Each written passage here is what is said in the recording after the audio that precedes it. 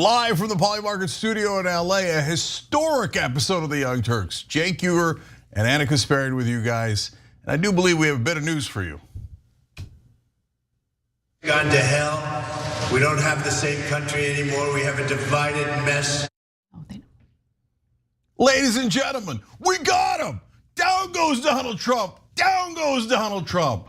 Guilty. All 34 counts. The most important stuff is the details, and will he actually go to prison? Anna. Now, this obviously makes Trump the first ever former president of the United States who has been convicted of felonies. And while there weren't any cameras allowed in the courtroom as the verdict was read, we have Jake Tapper reading the results of the verdict one by one. Let's take a look. Donald Trump found guilty on all 34 counts of falsifying business records in the first degree. All 34 are felonies. Donald Trump has now been convicted of 34 different felony crimes by a jury of his peers in Manhattan.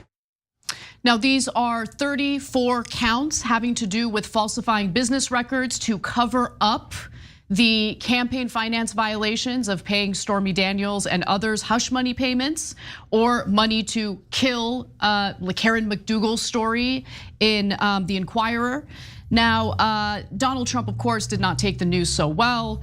Let's go to this tweet that has a screenshot from Jordan Ewell. Trump has a frowned expression on his face as the verdict reading is completed. He is not moving. And he did issue a statement immediately after leaving the courtroom. Let's hear what he had to say. This was a disgrace. This was a rigged trial by a conflicted judge who was corrupt. It's a rigged trial, a disgrace. They wouldn't give us a venue change. We were at 5% or 6% in this district, in this area.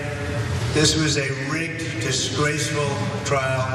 That the real verdict is going to be November 5th by the people. And they know what happened here, and everybody knows what happened here. You have a Soros-backed DA, and the whole thing, we didn't do a thing wrong.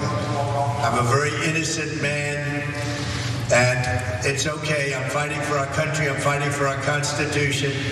Our whole country is being rigged right now. This was done by the Biden administration in order to wound or hurt an opponent, a political opponent.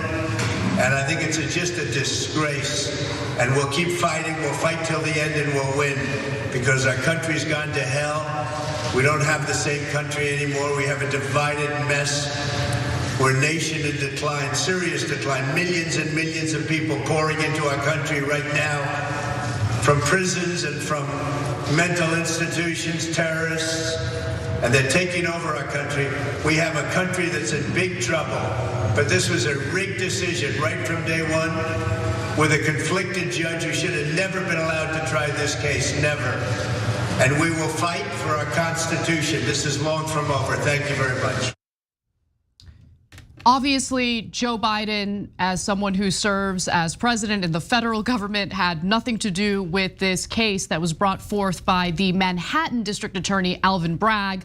But it doesn't matter. That message that you just heard from Trump resonated with Republican voters to the point where donations to his campaign skyrocketed immediately after the verdict, to the point where his Win Red campaign page is down. Last time I checked, it was down. It might be up at this point or by the time you watch this video. But again, that message seemed to resonate, calling this a political hit job. Donald Trump's legal team, by the way, even before the verdict was read, was already planning for what to do should Trump be found guilty. And of course, they're planning to appeal this case and make the same argument that you heard Trump make there, that he didn't have a fair shake, that this was a politically motivated trial, and that the judge was biased, that the jury was biased. So we'll see how that plays out. But I should also note that sentencing has already been scheduled for July 11th. Which his attorney, Todd Blanche, had asked for. So July 11th at 10 a.m. will be Donald Trump's sentencing. Okay, so many things to sort out here. Is he actually gonna go to prison? Can he vote if he's a convicted felon? I'm gonna have the answer for you guys in a second. First on the actual sentence, he says, he's not just innocent, he's very innocent. Well, you know what would have helped your cause in proving you're very innocent? If you had presented evidence during the trial that you were innocent. So he never has any evidence. He loses almost every time in court. On the election issues in 2020, he lost 61 times in a row, him and his allies, because BS works great in politics and in media, unfortunately. And that's what he's good at, getting in front of a TV and lying until people believe him, until enough people believe him. But that doesn't work in court, because then the judge says, yes, but what's your evidence? And he doesn't have any. He says, this is very rigged. It was because of the DA and this. Well, then how come a jury of your peers convicted you? And not only that, they wanted to make sure, because they convicted him on all 34 counts. So Trump's lawyer says, oh yeah? I'm gonna go juror by juror and make sure that they all think he's guilty. And so all the jurors said yes, guilty on all 34 counts. That's not rare. That does happen at trials. I want to be clear. Yeah, no problem. I'm a little worried in his case. Yeah. He's like, I'm watching all of you guys and later I'll threaten all of you. Yeah, I mean, look, obviously there is some fear about that and the jurors are worried about that. Hopefully that doesn't happen. And if it does happen, there should be consequences. There should be severe consequences. I agree, yeah. So look, guys, there's going to be appeals, but once you're sentenced, then there's another question of, wait, does he go to, like a normal defendant could go to prison while the appeals are happening? Is that going to happen for Trump? That is very unlikely. I doubt it. Right, and look, my guess is that probably the best you could hope for is house arrest, given that he's running for president and he's the nominee of a major party and he's winning currently. And of course, is this gonna affect his election? All that's coming up. But first, as I promised you, can he vote? And the answer is, it depends. So he's currently living in Florida and would be voting in Florida. And Florida says that they depend on where you get convicted. So they defer to the state you were convicted in, which in this case is New York. So in New York, can a convicted felon vote? And the answer is, it depends on whether he went to prison. If he went to prison, then he cannot vote. If he does not go to prison, then he can vote. So if the appeals are done by the end he's sentenced, by the time the election comes around and he has to go to prison in any way, shape, or form, then he will not be able to vote in his own election. Would that also include house arrest? So we're gonna have to see, because all of this is gonna get adjudicated. Yeah. And of course he's gonna make 100 different arguments and he's gonna say, this is all unfair. And since I'm under house arrest at Mar-a-Lago, I should be able to vote, and technically it's not a prison. But we don't know that it's gonna be house arrest. We don't know any of that. July 11th, obviously a monumental date. They're going to sentence a president of the United States. Is he gonna get any time? Or could they say, yes, he's guilty, but he should receive probation, parole, community service? I'd love to see him picking up trash on the side of the road. He's already orange, it'll match his orange outfit. So, but the bottom line, guys, is they will now, because now we're re-entering the arena of media and politics, stepping outside of the courtroom. So all you will hear from his side and Fox News and all the other guys is nothing but a wall of lies. That, no, it's not about the evidence, it's not a jury of his peers. And by the way, if they had voted to acquit, you would have heard the exact opposite from Fox News and all of his allies. You see that? He was proven innocent. We told you he's the best. He never did anything wrong. I mean, a really good example, just to juxtapose their commentary on this case versus the commentary I've been seeing from conservatives in the classified documents case. The judge presiding over the classified documents case seems to favor Trump, seems to be a lot more friendly to Trump and supportive of Trump, and just recently denied the prosecution's request to issue a gag order against Trump. And you see the commentary from conservatives in regard to that case, and since she seems to be more favorable to Trump, it's nothing but glowing commentary about her. Of course, right? and in this case, Trump has attacked the judge in 18 different ways, including today. That's all he ever does. Yes, in politics that works, tearing down your opponent.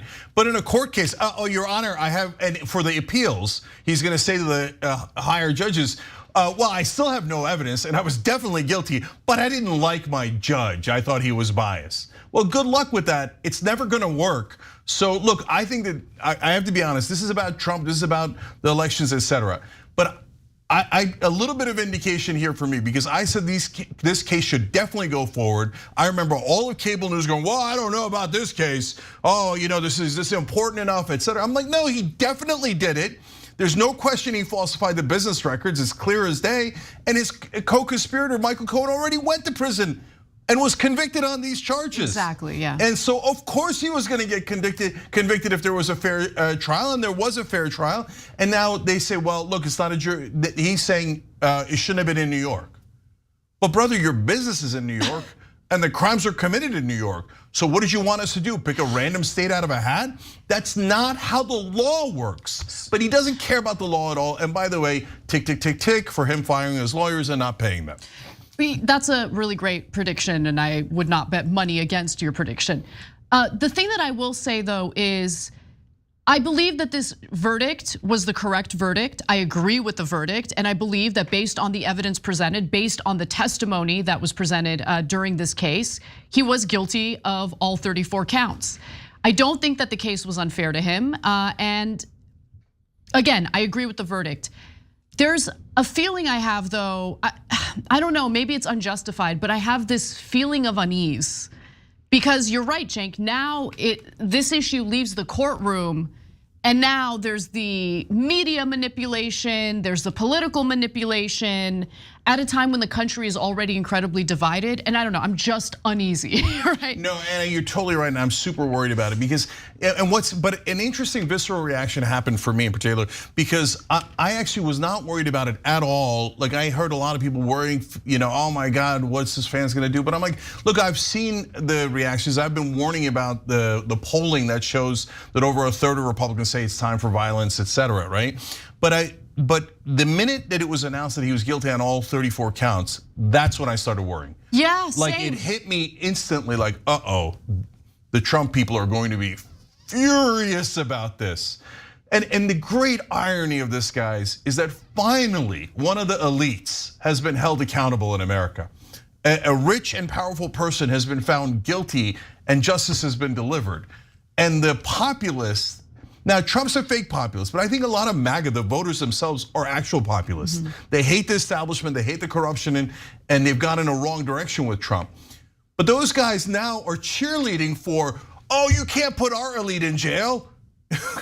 No, guys, we were supposed to hold everyone accountable. But on the other hand, to the establishment who does not understand MAGA, their number one thing isn't that Trump is innocent. Yes, of course, some of them think that, right?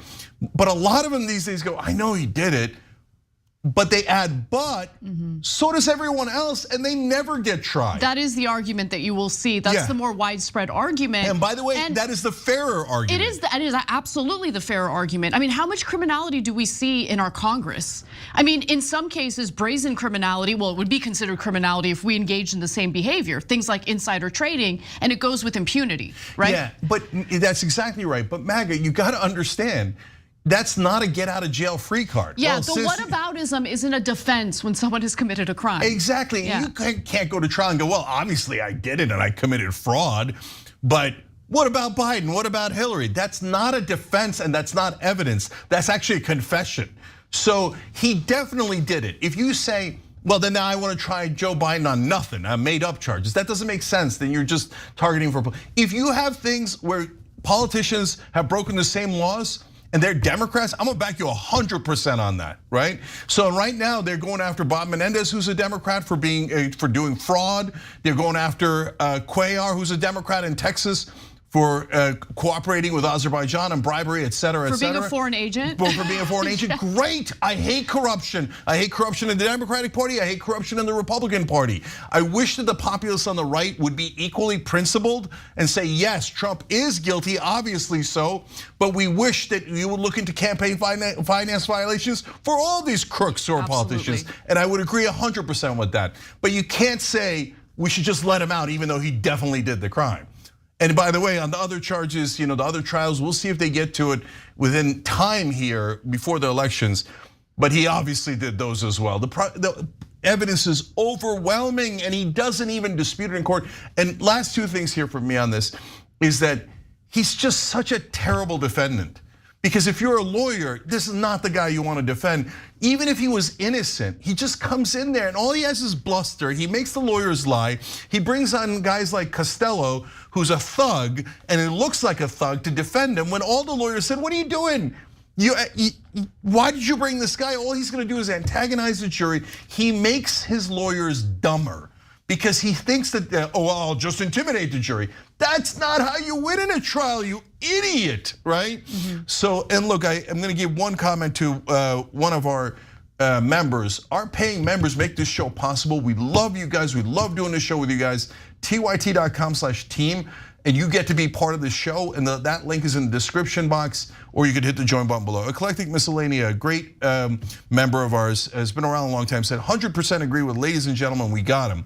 But I'm waiting until November to start saying down goes Trump. That's a good point. And that's a great point because whatever sentence he gets here is not going to be anywhere near as large as the sentence he would get for basically the coup attempt when he tried to bring in the fake electors to replace the real electors, or on the taking the top secret documents out. And he will be able to knock those cases out if he wins the presidency. This will seem minor in comparison. If he wins, he'll make most of this go away. Right. So really the election is the one that'll decide whether Trump went down or not. So when we come back from the break, I actually want to get into the various polls that asked voters, including MAGA voters, MAGA supporters, whether they would change their vote should Donald Trump be convicted of felonies. So stick around for that story, along with the reactions from Trump supporters in the media and in the political world. We're going to talk about all of that when we come back. Don't miss it.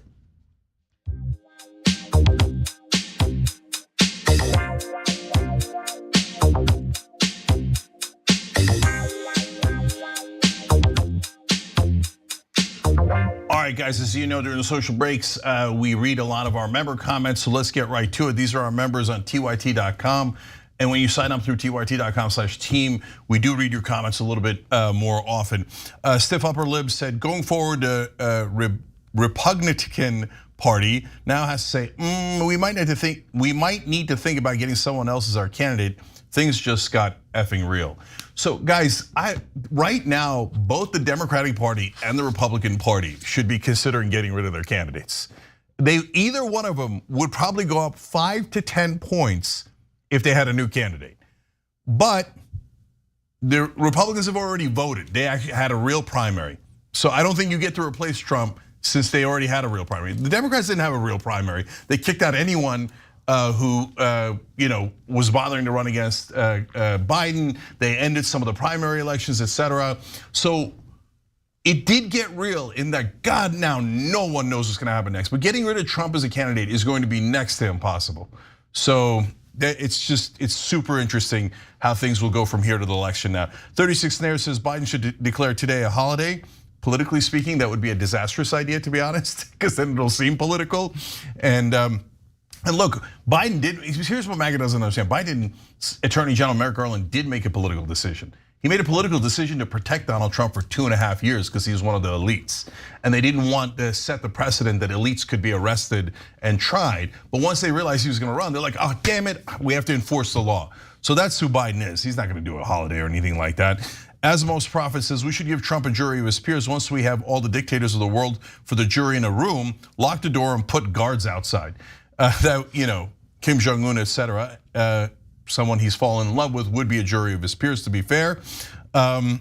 Rainbow Bright says, Cenk, while I was going through my case, I was told by the judge that I could no longer vote after my case, and once I was convicted, I lost my rights that day.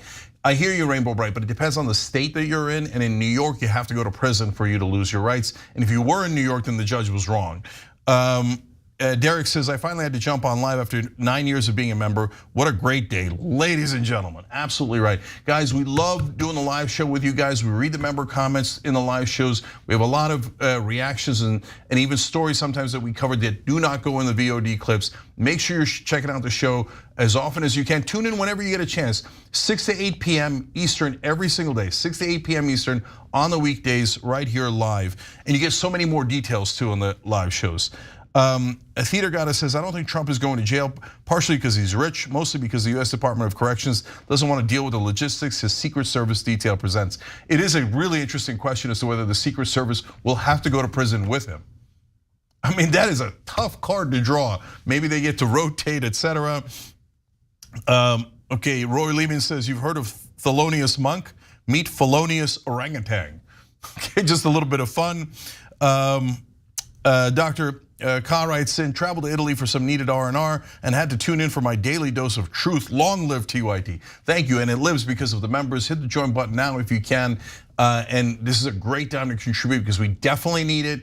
The digital media industry is in a lot of trouble, and we're surviving because of our members, both the membership and the contributions. tyt.com/team to do that. We deeply appreciate it. Chemistry Dragon says, "Hi TYT family. I've had cervical spine reconstruction surgery Tuesday, and some asked me to check in. Well, I'm home now. Doctor said it went well, but I'm having some side effects. Fingers crossed. Miss you all. I love our audience. Get well."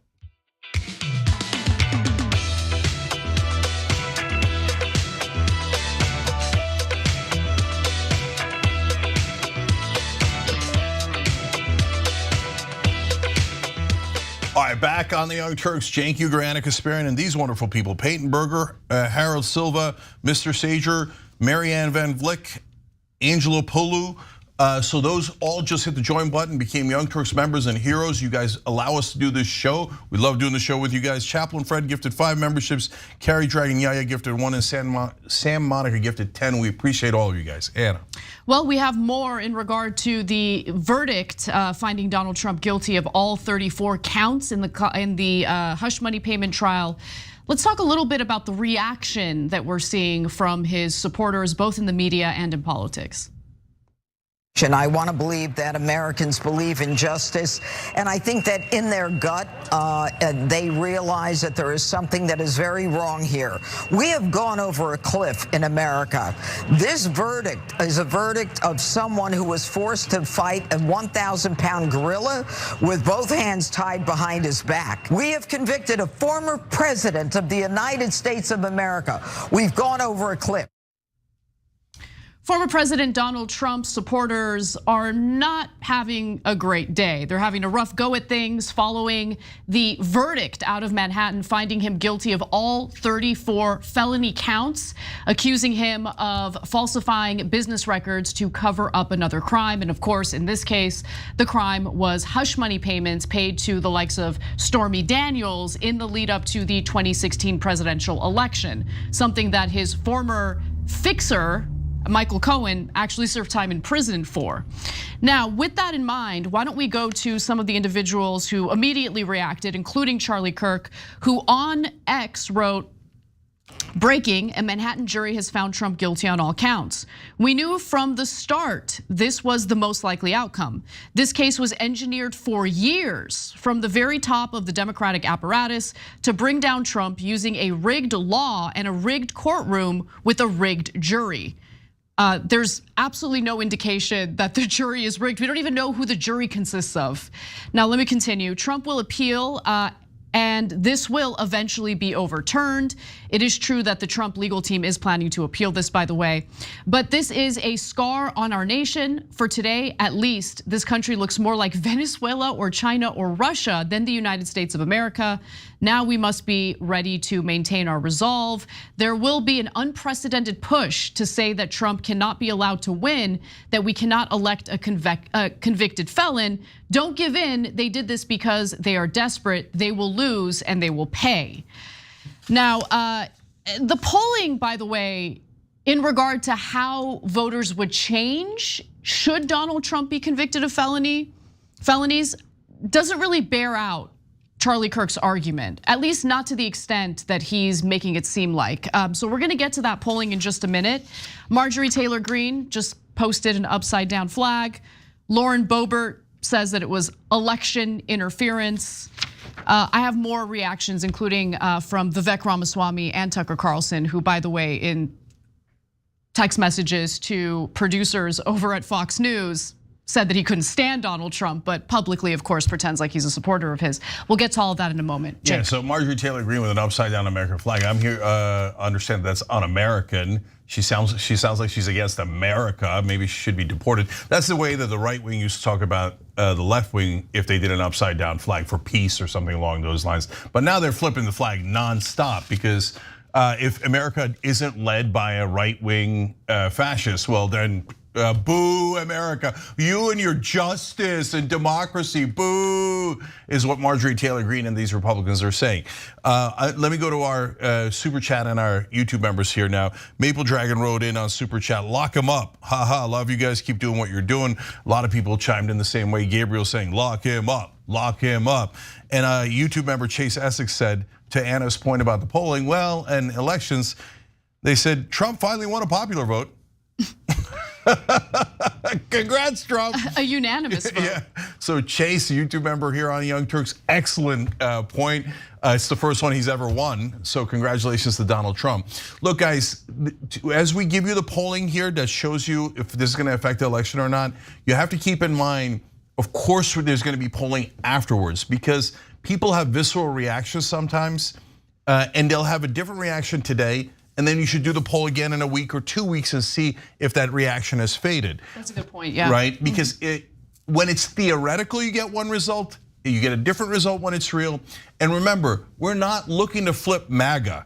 MAGA's dug in as much as they possibly can be, right? We're looking to see if this is going to affect some Republicans around the edges, like the Nikki Haley kind of supporters, not that she's a good person, but they voted for her as the more quote unquote moderate option. And is it going to affect, most importantly, enough independents where they go, no, I can't vote for a felon?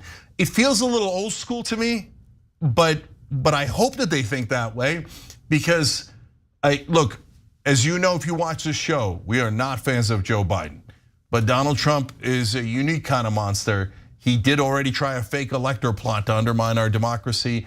And so I could be against both of them, but I'm definitely against Trump. And there's no doubt about that. So I hope this hurts his electoral chances, but the jury's still out. So let's give you the numbers.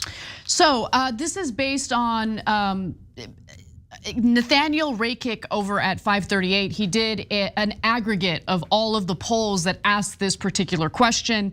And he says that there has been some polling showing that Trump would in fact lose, some support should he get convicted of felonies, which today he was convicted of felonies. An April survey, for instance, from CNN SSRS found that while 76% of Trump supporters said that they would support Trump regardless, which by the way is kind of surprising. 76% is not 100%, but 24% said that they might consider or reconsider their support for him if he was convicted. A May poll from Emerson College found that 25% of voters overall say that a guilty verdict in New York would make them less likely to vote for Trump. And a few pollsters have also asked in their polls two versions of the question, right? Obviously, the first one is the straightforward one, and one that asked respondents who they would vote for if Trump was convicted in the New York case. On average, Trump went from leading by 1 percentage point in these polls without considering the conviction to trailing by 6 points with the conviction. That is a giant difference. But as we're gonna have to see if that really holds. Yeah, exactly. But right now, I think the first reaction is probably going to be for the right wing, certainly rage, for the left wing, joy, and for the independents, probably surprise. Because remember, what you hear isn't what everyone hears. Everyone hears different media, different perspectives. True. And what a lot of independents hear is nonstop Trump. Biden hides in a cave. He does very ineffective press events, if he does press events at all. He barely has any surrogates. They realize at the end of the trial, oh right, we should send Robert De Niro, a rando actor, because their surrogates get no. So what they've been hearing is wall-to-wall Trump's defense and Trump's side. And mind you, of course, mainstream media, which is against Trump. Yeah, mainstream media has definitely sided against Trump. There's no question about that, right? So now when those independents, depending on which shows they watch, which media they consume, I don't know what they were thinking and what facts they knew before about this trial and about Trump's relative guilt. Now they know he has been convicted, and usually the American people take these convictions and acquittals pretty seriously.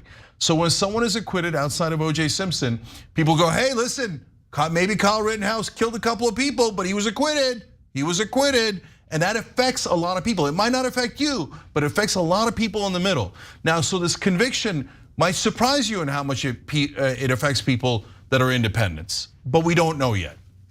Now, Vivek Ramaswamy weighed in, posting on X that the prosecutor in the hush money case, meaning Alvin Bragg, is a politician who promised to nail Trump.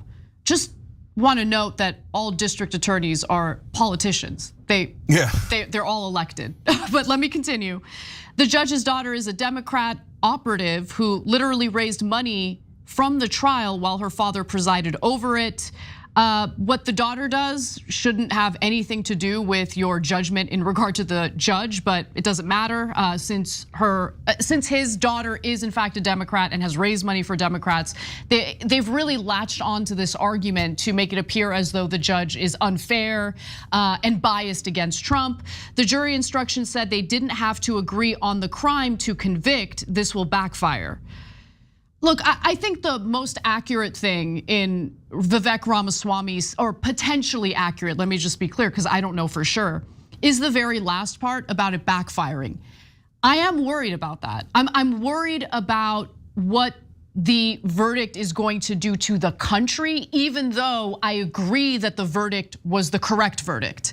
So we'll see how this all transpires, but I do think that there might be some truth to Vivek Ramaswamy arguing that this might backfire. I suspect that we mean different things by that statement. And then finally, Tucker Carlson, of course, took it to a very dark place, writing, "Import the third world, become the third world." So he made this an immigration issue, I guess. Yeah, and what he's saying is, New Yorkers aren't really us. They're not real Americans because there's so many immigrants in New York. So it's not a jury of his white peers, it's a jury of black, brown, and white people mixed. Ew. So you now, not only do they have this insane conspiracy theory about the great replacement theory that we're bringing in the immigrants to replace white electors, now they apparently have a new theory from Tucker Carlson that the immigrants were brought in to try Donald Trump.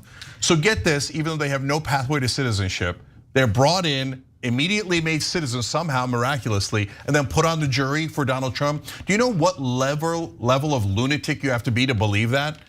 Tucker Carlson, Alex Jones, kind of absolute raging lunatics. Well, it gets worse from there, if you can believe it, because he's instilling paranoia and fear and anger in people's minds as this verdict has been read and people are disagreeing with it because they support Trump.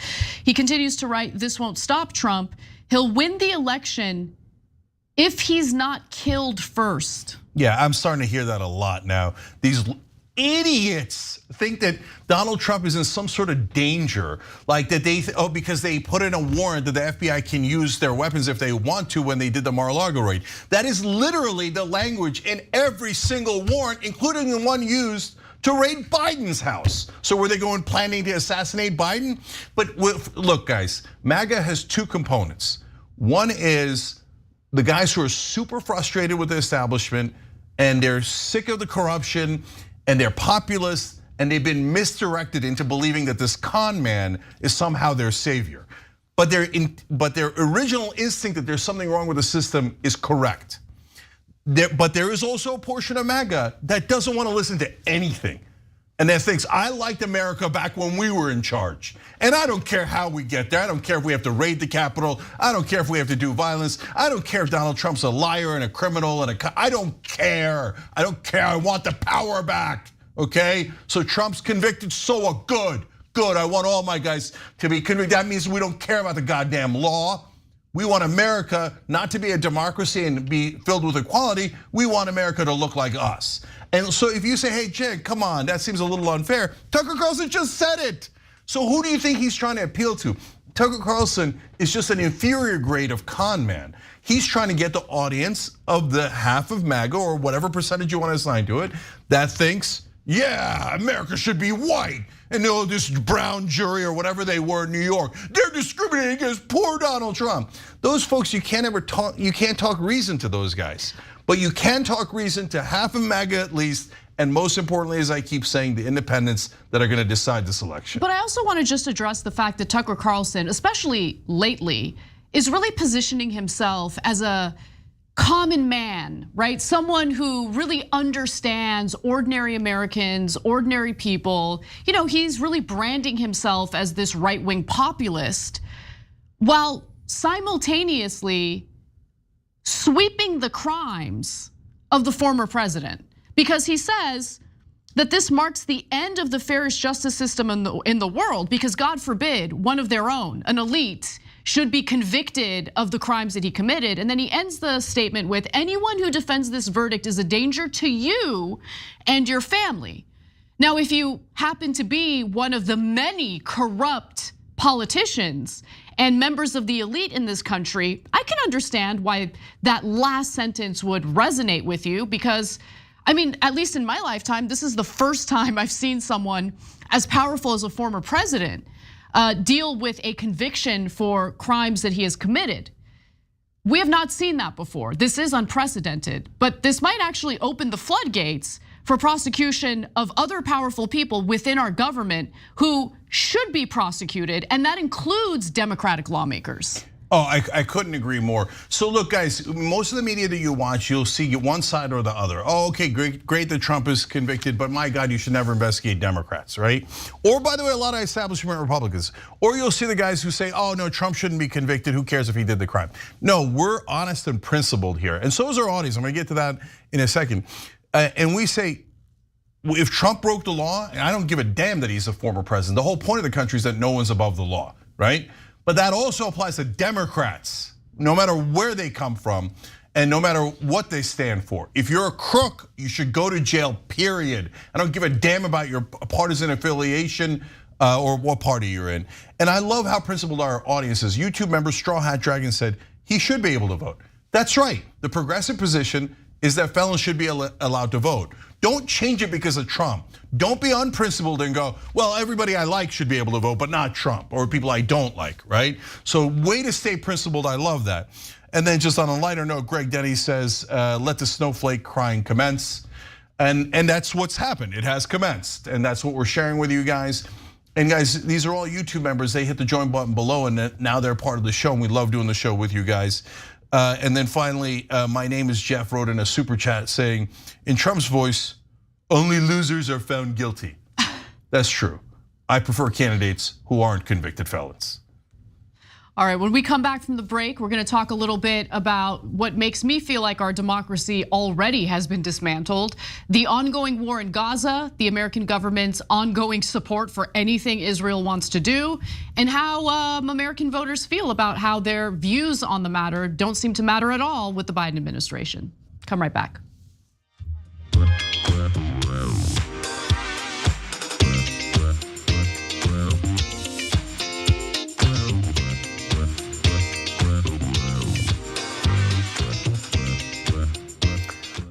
All right, now let's go to our members again. New YouTube members, Queen Tusky Meow, which is hilarious. Monkey Ninja Cupcake, which is also hilarious. And then the best of all, not much of a joiner. Nevertheless, they joined. So we appreciate you guys. Hit the join button below to join them. Jesse gifted 5 memberships. Lady F&T gifted 10. Box gifted 5. Dawn Whitehead gifted 1. You guys are the best. We love our audience. We appreciate it. Taryn Tatz, a YouTube member, says, I'm so happy to spend this incredible day with my TYT fam. Woke Dragon says, how stupid of a criminal do you have to be to attack a judge before sentencing? Genius my ass. That's a great point. In fact, Woke Dragon, I love that you pointed, I should have pointed that out in the first video. Whenever you guys make a point that I should have done, it's at least among the reasons why. $100 Blue Apron gift card. Yes, we still have those. Yes, we still give it out for great comments, funny or smart ones. I love doing the show with you guys. So you gotta be a member to get it though. Rewards at tyt.com. Obviously, Woke Dragon, you are a member because you're in the YouTube member section. October said, I'm scared he's going to get more support from his supporters and still Biden is supporting genocide. Look, a lot of people wrote in with this same point. They're worried that the Democrats are going to go, oh good, now we don't have to do anything for the voters. Trump's guilty, we're going to win the election.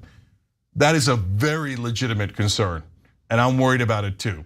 Exoteric says, in a lighter note, where were all these people when I was a jerk in sales? Nothing says sucker like that red hat. Ouch. But I hear you, brother. I hear you. All right, let's go to YouTube Super Chat. Diego Schmotz writes in, my mom is listening to you guys for the first time right now because I sent her the link to get her off of CNN. Can you say hi, Mom? Hi, Miss Schmutz. Show Mets. Anyway, thank you for getting your mom to watch. Thanks for watching. And I love it when people get off of mainstream media and watch us, because as you can tell here, we're very honest about all sides involved. Law School Stud says, oh, here's one of the comments I was referring to. Dems still won't offer voters anything. They won't stop Israel. They'll rest on their laurels and think that this will be enough to win the election. Biden does not have this in the bag. Oh my God, if you think that the election is over today, no, that's not true at all. This might not affect Trump even a month later. So, and even if it does affect him, Biden could still lose the election. He's not a very good candidate, to say the least. And wait till you see what he's greenlighting later in the show that we'll share with you guys. I'm going to predict something because I want to be more specific when I say that the verdict might backfire. I think this is going to end up helping Trump. All right, that's a bold prediction. Let's see how it turns out. I don't know. That's a rare I don't know from me. His Win Red campaign donation page was down because so many people were trying to access it to donate. But that's not in dispute. He's going to raise a ton of money from this. That is true. But even as I look, just skimming through X, people who do not identify as Republicans are saying it's a sad day in America and this trial was politically motivated and all of that. So okay, I'm surprised by that. Anyway, we're going to see how it turns out. Yeah. Cassandra Kapernicka says, you're right, Cenk, justice is coming. We got a glimpse of it today. I love that. Thank you. That's the name of my book. Of course, Artstone said Trump lost all 60+ election cases and his criminal case. Just makes one wonder, what if Trump actually paid his lawyers and his bills through the years? Of course, he would never do that. We have an amazing story about that later.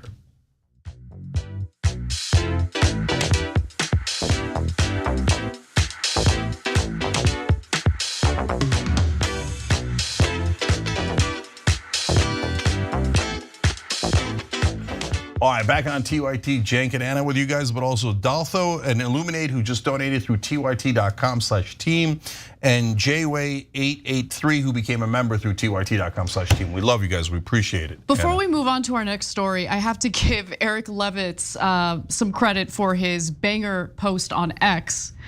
If they can do this to Donald Trump, they can do it to any American who tries to falsify business records so as to conceal the hush money payments they made to their porn star ex-mistresses during their presidential campaigns.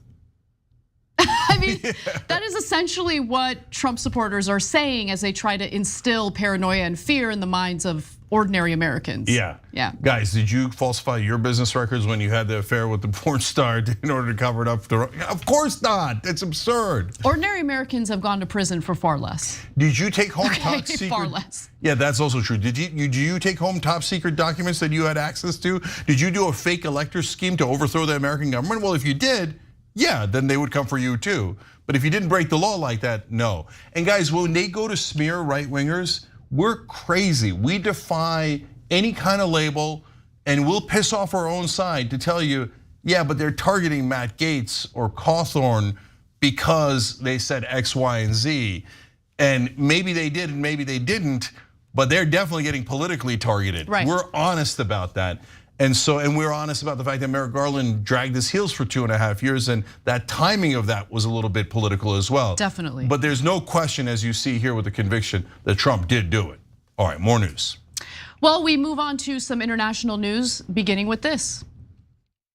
The Israeli military has stepped up its operations, meanwhile, in southern Gaza, despite international criticism over mounting civilian casualties in the city of Rafah. Israel's national security advisor says the offensive in Gaza is expected to go on at least until the end of the year. Well, that's a disaster, especially when you consider the high civilian death toll in Gaza that Israel has already racked up. But Israel has also announced that it has taken full control of the entire Philadelphia corridor, something that Prime Minister Benjamin Netanyahu announced weeks ago that he wanted to do. And this runs along the Gaza-Egypt border. and it further threatens the flow of humanitarian aid into the Gaza Strip, which has not been adequate since the beginning of this war. We're dealing with famine in the northern half of the Gaza Strip already, and it's been incredibly difficult to facilitate humanitarian aid deliveries in the Gaza Strip due to the destruction of infrastructure, due to the obstacles that Israel has basically put in the way of deliveries of humanitarian aid. That's a complete and utter disaster. But let's talk a little more about what this Philadelphia corridor is, what this means. Let's take a look at this map, because if you're not familiar with the corridor, it's a term for the buffer zone that makes up the border between Gaza and Egypt. Gaza's only other land borders are with Israel, which means that Israel now controls the entirety of Gaza's borders. Cenk, what do you think about this? So guys, this is an epic disaster, not just for Rafah and for Gaza, which I'm gonna explain in a second, but also potentially for Israel, because they just violated the Camp David Accords. And they killed 2 Egyptians while doing so. So we're gonna get to more details of that in a second. But how much is Netanyahu going to antagonize the entire world and get them to loathe Israel, just thinking in his ultimate arrogance, it doesn't matter, Israel and America, who we have in our back pocket, which is true, can withstand anything. But why? Why are you antagonizing the whole world? Why are you antagonizing Egypt, Iran, Lebanon, and trying to get Israel into the biggest war we've ever seen? I think this is madness. An Israeli military spokesperson said they're cutting off the oxygen of Hamas. No, 2/3 of the aid has now been cut off into Gaza. They're cutting off the oxygen for all the Palestinians in Gaza. It's a meta George Floyd moment. Israel is basically kneeling on the neck of the Palestinians, not for 8 minutes, but for 8 months.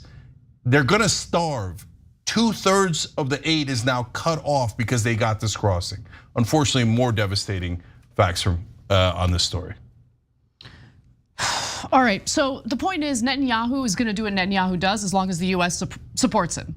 He took control of the Philadelphia corridor, which was supposed to be, another big issue that he wasn't supposed to do, but Biden's gonna allow him to do whatever he wants, okay? They're gonna wipe off Palestinians from the Gaza area completely. That is what the plan is. I can't believe anyone denies it. It's so obvious. It is so obvious, okay? And they're doing it with bombs that the United States is paying for and providing. Okay, that is what's happening right now. That's the whole story.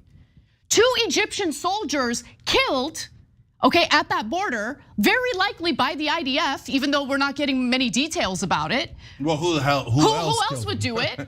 So when this war expands to Iran, to Egypt, to all these other Middle Eastern countries, because we're dealing with a belligerent Israeli government, the question is to the Americans watching right now, are you comfortable with your money supporting this genocide in Gaza? And yes, it's a genocide.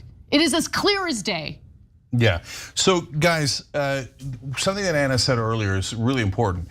So now Israel is saying, not only are we not going to end this soon, we're going to do this destruction of Gaza until the end of the year, 7 more months. Already 80% of the Palestinians in Gaza are displaced. What do you want, 100%? Already they needlessly, for no reason at all. I mean, they always have their BS propaganda. But it was after they had cleared the area, they destroyed every university in Gaza. Now they've taken the Philadelphia corridor, which was to be administered by the Palestinians and the Egyptian side. So they violated the peace treaty that has worked brilliantly with Egypt all these years. And now they're saying we're not gonna stop. We're just gonna keep squeezing and squeezing and killing and moving, killing and moving.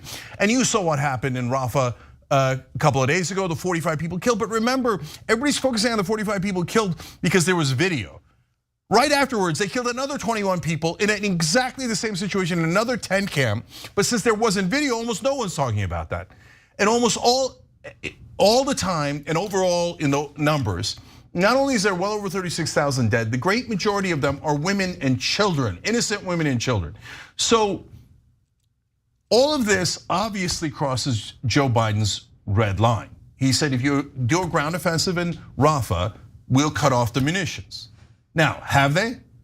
Of They're not. course There's not. no red line, guys. There's no red line. So let me I gotta jump in on this, okay? I don't want to hear another word from Joe Biden or his campaign about how Trump is a threat to democracy. Because how are you gonna argue that we live in a democracy as Biden is at this very moment giving Democrats, 2/3 of which want a ceasefire in Gaza, the middle finger, essentially telling them, listen, your votes, your opinions as the Democratic voting base doesn't matter to me at all. The only thing that matters to Biden is whether or not the AIPAC checks clear.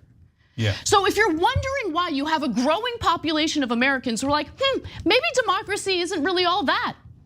Maybe we should think about other systems of government rather than a liberal democracy. Could it be that it's not just Trump that's trying to dismantle it? Could it be that the Democratic Party has also played a role in dismantling our democracy, in changing the minds of Americans in regard to valuing our democracy, because it's clearly not working when you have the majority of your voters demanding a ceasefire, and as the Democratic president who's seeking re-election, you're giving them the middle finger and telling them to F off as you send more of these bombs that have been funded by US taxpayers to Israel. Yeah, let me back that up in a couple different ways. So he says he has a red line in Rafah. So now Anthony Blinken, our Secretary of State, has been put in this humiliating position. If you remember Baghdad Bob from the Iraq War, he was Saddam Hussein's spokesperson, and he would say, oh, we are defeating the Americans, and the Americans have not been able to make it into Baghdad, and you would see American tanks behind him. He looked like the biggest idiot in the world, and now that's Anthony Blinken, our Secretary of State. In order to pretend that they didn't cross the red line, Blinken is out there saying there is no ground offensive in Rafah. But we see Israeli tanks in the middle of Rafah with our own eyes. So Blinken is made to go out there and lie on behalf of Netanyahu like a moron, like a fool, like a pathetic fool. They're so embarrassing. So now, remember Biden said, oh my God, I'm so angry about October 7th. We're gonna do whatever we can to help Israel. Okay, that all makes sense. But then he added the lie about the headless babies. Okay, so that turned out to be a lie disproven by Israeli press as well as US press. So, but in the Rafah attack, there actually was a headless child. And a lot of you have probably seen it already online, right? And it's confirmed by the press. Horrific. It's one of the worst things I've ever seen in my life. And Biden looks at it and goes, doesn't cross my red line. Because Palestinian lives doesn't mean anything to him. He had the thinks State it's Department. worthless. He had the State Department put out this embarrassing report alleging that Israel has not committed war crimes, thus or has not basically prevented humanitarian aid from entering the Gaza Strip. So Biden could have an excuse for continuing to send weaponry to Israel. Another State Department official resigned just now, saying we're just lying on behalf of Israel. Of course, they violated this restriction. It's not even close. They're forcing us to lie for a foreign government. It's insanity. So now let's go to the elections, guys. This for us, policy and politics are very different. So is Donald Trump bad on this? Yeah, he's awful on this. He said that he would not only arrest anyone protesting Israel, but he would deport them. He would deport American citizens to where? It doesn't matter. He says, I will serve Israel better than Joe Biden. I will serve the right wing of Israel, Netanyahu and these neocon warmongers better than Joe Biden. He says he'll put the peace protests, he'll set him back 25 to 30 years. So yeah, I get it. Trump's a monster. Yeah, I get it. Trump might even be worse than Biden on this. But that doesn't excuse what Biden is doing. You can't say, oh, not only did I greenlight a genocide, I gave $20 billion of your money to continue this genocide, but Trump is worse. No, Biden is maximum evil on this. Maximum. Look, guys, we didn't give them the $20 billion at the beginning of the war, which would have been somewhat understandable after October 7th. We gave them the money just a couple of weeks ago, after we've seen all of the horrors and the starvation and all of these 36,000 dead. And the US Congress, the overwhelming majority of them, loaded up with $100 million of AIPAC money. That's a fact. Joe Biden loaded up with $11.2 million of AIPAC money throughout his career. Said, I see no evil, I hear no evil. So what I'm gonna do is I'm gonna cash that check from AIPAC and I'm going to serve those lobbyists. Now they serve lobbyists when it comes to drug companies, oil companies, defense contractors, etc. What AIPAC is doing is they're kind of giving away the game, that the lobbyists control our entire government, which goes back to Anna's point. It's not that the Republicans are any better, guys, but a lot of Americans are beginning to ask, what democracy? Both the corporate Republicans and the corporate Democrats will do anything the lobbyists pay them for, whether it's on Israel or any other issue. So what democracy are we protecting? All this is just legalized bribery, and the rich and the powerful control American government about 100%. What democracy? I want to be clear about something. Donald Trump says a lot of stupid things, okay? His rhetoric is incredibly moronic and stupid.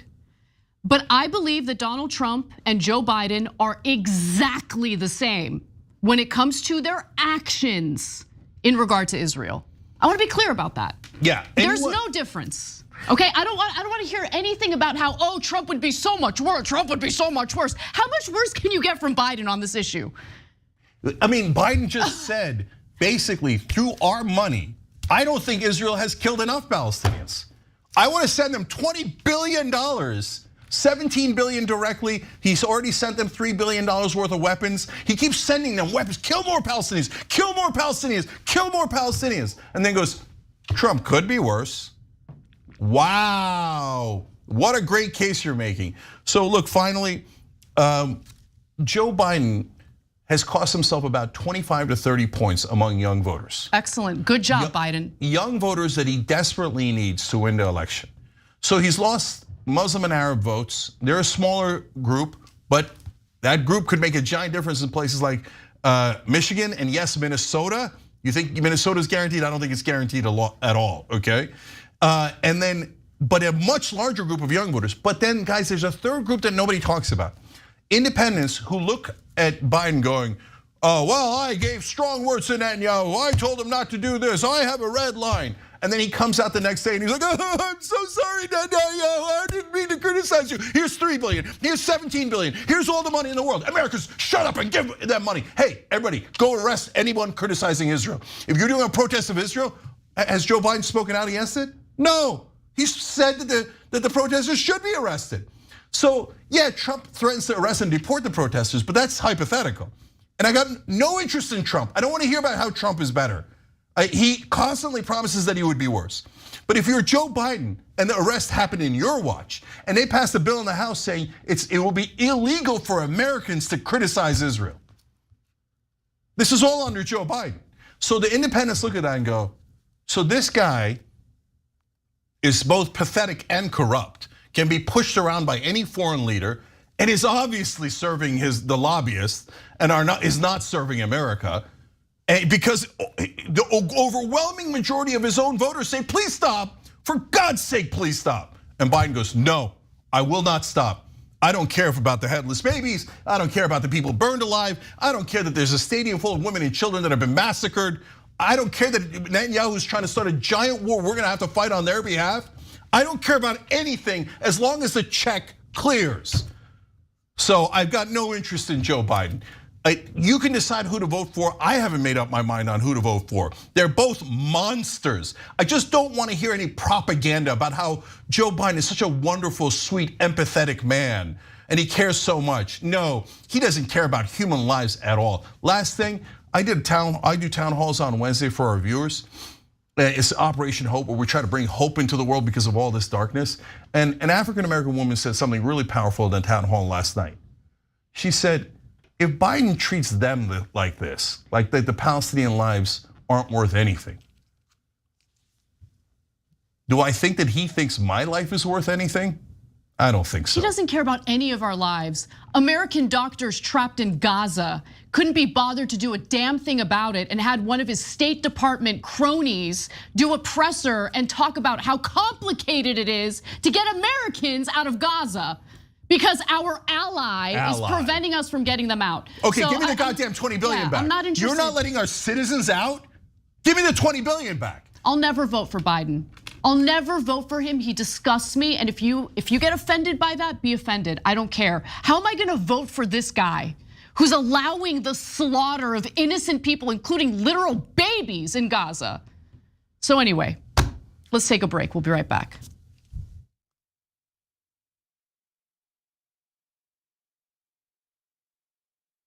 You're about to watch some behind the scenes footage of the Young Turks. Ooh. Now, these are partial videos. If you want to get all of them, you become a member, go to tyt.com/join, and you'll get all the behind the scenes of me, Anna, John, JR, a little bit reality show like. tyt.com/join and enjoy this. You know what you're seeing behind me? Jersey. Hold. Watch me flip this camera. However I flip it. Do I flip it like this? No, I just took a picture. I'm bitzing right now. What? Behind the scenes. Oh, okay. For members? I don't have my face on. She doesn't have her face on, folks. Oh, that's JR's ass right there. You can't take 5 minutes off, can you? No, I can't, Johnny Pie. I said it was live stream, but I was lying. It's not a live stream. It's just for members. Bitsy, this is my cat. You know what his name is? Kiki Cat. Animals are innocent. Control room and the insanity is obviously there. Right now, as you can see, I'm directing or tech directing. I'm so happy to be here. This is what like a Labor Day beard looks like for Cenk. Man, you're a Young Turks viewer if you recognize me like this. Such a big fan. Oh, thank you. You are the one person in my life I would love to meet. What's going on, guys? This is a Bitsy or a BTS or behind the scenes with Hassan Piker, aka Woke Bay. Oh, hi. I didn't see you there. I have finished my show, The Damage Report, and now I get into a really awkward time of the day. When I'm sitting, the control room is right there. So I can see Bart. This is the Pittsburgh office, by the way. Referred to often as the boiler room. You see how it's ripped? Is it super unprofessional to wear that at a business meeting? Or am I like cool, rebel? I just finished doing the power panel and I'm fired up. What do you do for TYT? Not a whole lot. If you're frantically tweeting at us that something's broken, thank you, because I'm fixing it. And thank you for being a TYT member. Super last thing, because there's always got to be a super last thing. Oh, that was disastrous. This has been behind the scenes, behind the scenes. Indisputable is still the fastest growing news show in America compared to CNN, Fox News, and 30 other networks. We tell the truth on Indisputable because the truth is indisputable. We go places that other news media outlets refuse to go. When there were human rights abuses happening at the Victorville prison, guards and members of the community contacted us. You, through your investigative reporting, unearthed very troubling allegations about specific forms of abuse and discrimination in the federal prison system. It really doesn't take much to be a trusted voice. All it takes is to be fearless, report on matters, be an advocate. I called it the bullpen intentionally because it's a place of preparation. We present individuals who may have an opposing view, so we debate. Sometimes we interview individuals because their stories deserve to be heard. A survivor of significant police misconduct and his attorney. We covered this story earlier and to remind you of the horror of one man being shot at damn near 100 times by the police. We take time on this show to showcase the temper tantrums of Karens in the wild. We do this not because we want to see people's emotional outbursts in public, but because these incidents are emblematic of a bigger societal issue taking place across the nation, and it has to be checked. My friend, my big homie, attorney at law, Benjamin Crump. I just want to thank you, man. Educated, articulate brothers like yourself speak truth to power. It makes a great difference in changing the landscape in America. So listen, no matter what you do, don't allow the politics of ideology to evaporate the soul that still exists inside of you. They don't stop, I don't stop. Racism won't stop, I won't stop. Systemic bias won't stop, I won't stop. People still need health care, so I won't stop. People still need criminal justice systems reform, so I won't stop. You won't stop either.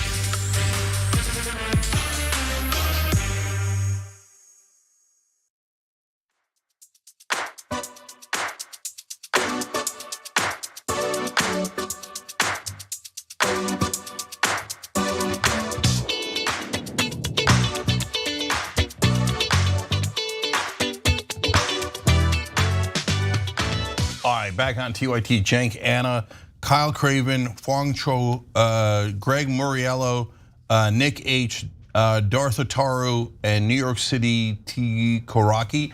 All of you guys, thank you for joining. We appreciate you guys. I try to call on everybody who joins during the live broadcast. Hit the join button below if you can. Dragon Hawk gifted 5 memberships. Appreciate you. You can also upgrade through that same join button. I'm going to read one YouTube member here because it's relevant to the story we just covered. Ghostanon 617 said 2 more paramedics from my organization were targeted, bringing the total to 19 for my organization, bringing the overall total to 262 collectively. Biden is so decent. He's such a decent human being. That Donald Trump, he's so racist and awful toward Muslims and brown people. Biden is way more decent. He just facilitates the bombing of Muslims and Arabs in Gaza. And human rights workers and food workers and everything else. It doesn't mean that Trump's a good guy, guys. What it does mean, it means that they're both crap. They're both bad guys. Okay. And so relative, and then we all weigh that out and we do what the best we can with the awful, awful choices that we've been given. All right, what's next, Anna? Well, we've got some more on that story, but how it's impacting our rights here in the United States. What is the point of the violence? I mean, aren't they really protesting the violence with violence? I mean, that doesn't make sense. So peaceful, yes, it is your right to protest. So I agree with the students who are protesting, but do it peacefully. Well, the college protesters, the pro-peace protesters, were not protesting against violence while being violent, but calling them violence, a great way to defame them when you don't agree with their message, which is exactly what First Lady Jill Biden did as her husband facilitates the aerial bombardments that's being carried out by Israel in the Gaza Strip. And look, free speech rights apparently matter a lot in America until the message is something you don't agree with, which one of the nurses who was recently awarded a Compassion Award learned after just criticizing Israel a little bit during her acceptance speech. So the name of the nurse is Hessan Jabber, and she is a labor and delivery nurse and a Palestinian American. She was being honored by NYU Langone for her compassion in caring for mothers who had just lost their babies. And understandably, her work made her think about the mothers who have lost their pregnancies and their children in Gaza, thanks to Israel's war on Gaza. She said during her speech, quote, "It pains me to see the women from my country going through unimaginable losses themselves during the current genocide in Gaza," she said, according to a video of the May 7th speech that she posted on social media. "This award is deeply personal to me for those reasons." But things went south after that, and she ended up getting fired over her speech. She wrote on Instagram that she arrived at work on May 22nd for her first shift back after receiving the award, when she was summoned to a meeting with the hospital's president and vice president of nursing to discuss how I put others at risk. And ruined the ceremony and offended people because a small part of my speech was a tribute towards the grieving mothers in my country. She claims that after she worked most of her shift, she was called back into the office and was read her termination letter. Then she was escorted out of the building. And look, so far we've only heard her side of the story. Maybe she was fired for other reasons and she's just blaming it on her acceptance speech. Except turns out that a spokesperson for the hospital has confirmed that she was fired over her speech. This is Steve Ridia, who is a spokesperson for NYU Langone. He says that she was warned in December following a previous incident not to bring her views on this divisive and charged issue into the workplace. She instead chose not to heed that at a recent employee recognition event that was widely attended by her colleagues, some of whom were upset after her comments. As a result, she's no longer at NYU Langone. And this isn't the only case that we've seen in America. A lot of people have been losing their jobs for having the audacity to criticize Israel and how they've been prosecuting this war in Gaza. Okay, so let's talk about the hypocrites, because this is obviously cancel culture. I mean, you don't get any more cancel culture than, I don't like your opinion, you're fired. So I know one of the biggest opponents of cancel culture theoretically in America was Bill Maher. Oh, and to this day, he's constantly talking about cancel culture. He got in a debate with Bill Burr the other day, like, of course it still exists, it's terrible. When things like this happen, Bill Maher's like, yes, cancel anyone who dares to be opposed to Israel, beloved Israel. Okay? They're terrorist supporters. Yeah, that's what he said. He says. calls anyone who criticizes Israel terrorist supporters. Every time, whenever he talks about any of the protesters of Israel, he always calls them supporters of Hamas or terrorist supporters. Because if you're for peace and you don't want Palestinian kids' heads blown off, you're, in Bill Maher's mind, a terrorist who doesn't think that Israel should be allowed to murder anyone they like. These no good terrorists. So, where's all the cancel culture snowflakes? Where are you guys? I'm actually against cancel culture. I'm against it when it happens to the right wing. I'm against it when it happens to the left wing. I'm against it in all instances. But I'm not a hypocrite like Bill Maher or Jill Biden. Oh my God, well, yeah, I'm so in favor of free speech, she says. I watched the whole thing. And she says, oh my God, I have so much empathy for the Palestinians. No, you don't. You're a liar. Oh, by the way, this will get me in more trouble than anything else I've ever said in Washington. How dare you criticize the First Lady and accurately call her a liar? Because she just defamed the peaceful college protesters and conflated them with violent individuals. That's why. Hey, liar Jill Biden, where's the violence from the peace protesters? Where? I can show you the violence from the pro-Israel counter-protesters at UCLA. At UCLA, massive violence. Did The View mention that? No. Did Jill Biden mention that? No. I can show you the guy who was a radical pro-Israel supporter in New York who ran over a little lady at a peace protest with his car and was arrested for it. But hey, View, where's the outrage for that? Nothing. Because The View does propaganda.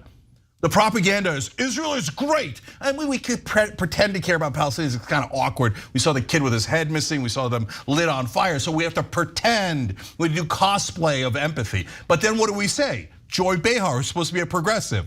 Okay, not at all. Gone. She's not. All she is now an establishment hack. Everything she ever says is Joe Biden. Oh my God, he's the best. I love the way he has given $20 billion to slaughter the Palestinians. Oh, oops, I meant, cancel everyone who criticizes Israel. They're the violent ones. Okay, Joy.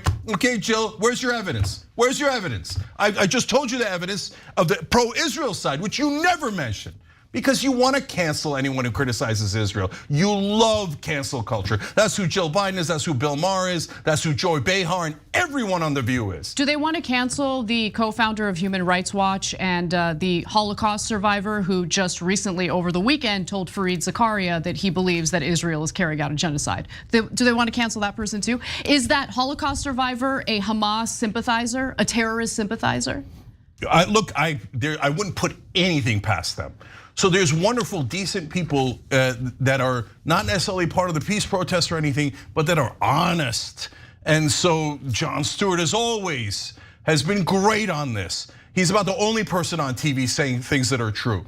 And what do they call him? They called him an anti-Semite because even though he's Jewish, they call Bernie Sanders an anti-Semite even though he's Jewish. Because if you're ever criticize Israel, if you're ever in favor of peace, if you're ever in favor of not slaughtering Palestinians, everyone else on TV, everyone else in politics will come out and go, you should be fired. That nurse who helped women after they lost their children, fire her. She criticized Israel, how dare she? I want her canceled. She gave a speech on the award that she won for having empathy for women who had just lost their children.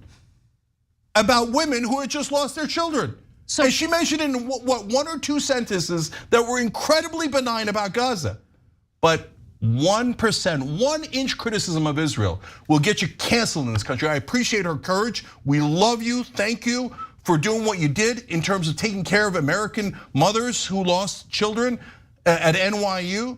And thank you for speaking out for non-Americans who are losing children. That's because you're a decent, wonderful human being. The people who fired you are monsters. And the people who are defending that and arresting peace protesters for exercising their constitutional rights are monsters. Jill Biden doesn't believe in America. She thinks you should only be able to protest the things I have approved. But did you know AIPAC has given my husband $11.2 million? How dare you protest Israel? You should be arrested. But I have great empathy and I'm for freedom of speech. No, you're not. You're lying.